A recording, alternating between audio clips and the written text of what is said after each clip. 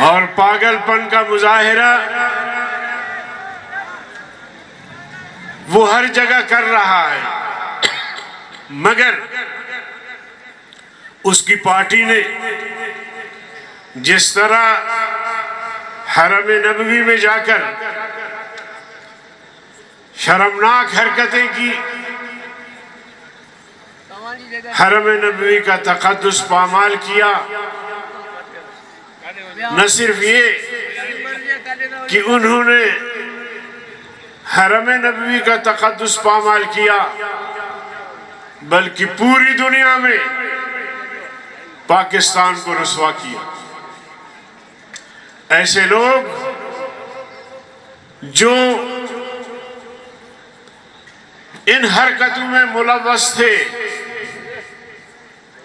اب تک تو ان کو کیفر کردار تک پہنچانا چاہیے تھا۔ کیا مصلحتیں ہیں؟ حضور صلی اللہ علیہ وسلم کی گستاخی بہت بڑی بات ہے، بہت بڑی بات ہے۔ حضور صلی اللہ علیہ وسلم کے سامنے بلند آواز سے بات کرنا، اس سے منع کیا گیا۔ کس نے منع کیا؟ اللہ رب العالمین نے منع کیا۔ حضور صلی اللہ علیہ وسلم کی توہین، حضور صلی اللہ علیہ وسلم کو خدا نخواستہ گالیاں اور ان کے بارے میں بدزبان استعمال، اس کا جواب اللہ رب العالمین نے خود دیا ہے۔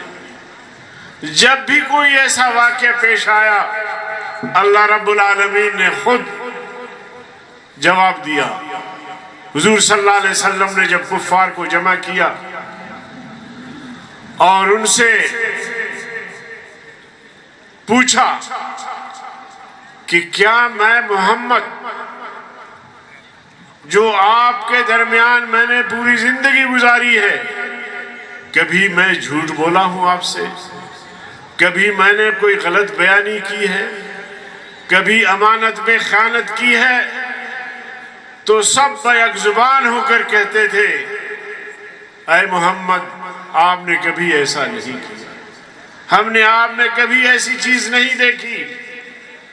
تو جب انہوں نے اقرار کیا، اعتراف کیا، تو حضور اکرم صلی اللہ علیہ وسلم نے فرمایا کہ میں نے تمہیں یہاں اس لیے جمع کیا ہے کہ تم سب کلمہ لا الہ الا اللہ پڑھو۔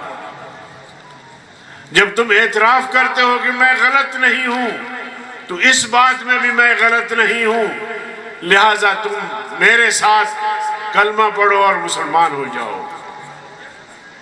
تو ابو لہب نے کہا تبا لک یا محمد لہذا جمعتنا، اے محمد خاک آلود اور ہلاکی ہو، تمہارے لیے بد دعا دی حضور صلی اللہ علیہ وسلم کو۔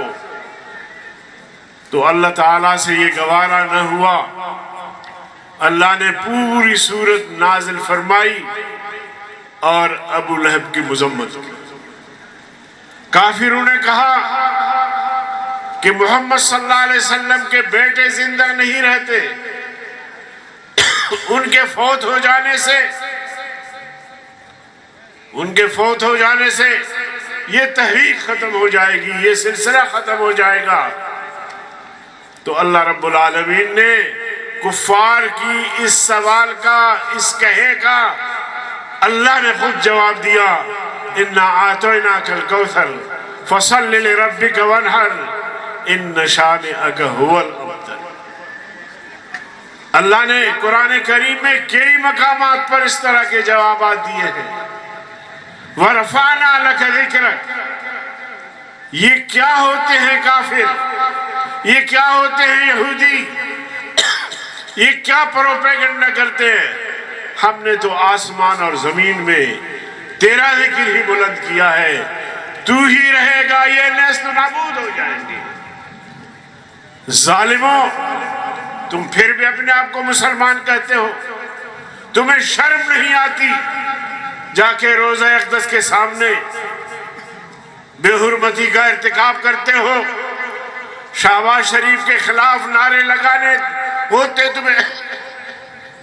تم کراچی ایئرپورٹ پہ کرتے، تم لاہور ایئرپورٹ پہ کر سکتے تھے، پشاور ایئرپورٹ پہ، اسلام آباد ایئرپورٹ پہ. جیسے میرے ساتھی نے کہا کہ قادیانیوں کی پلاننگ تھی کہ کس طرح حرم کی تقدس کو پامال کیا جائے، اسے اس طرح سیاسی رنگ دے کے سارے یہ گنڈ کپ جو ہے وہاں اکٹھے ہوئے اور انہوں نے روزہ اقدس کی توہین کی. آج کا یہ اجتماع اسی حوالے سے ہے کہ ہم پاکستان کے مسلمانوں کو بتائیں کہ میرے قائد نے جو بات آج سے 10-15 سال پہلے کہی تھی، وہ بات حرف بحرف ثابت ہوئی کہ عمران یہودیوں کا ایجنٹ اور قادیانیوں کا سہولت کار ہے، اور یہ جملے حرف بحرف ثابت ہو رہے ہیں اور دکھائی دے رہے ہیں.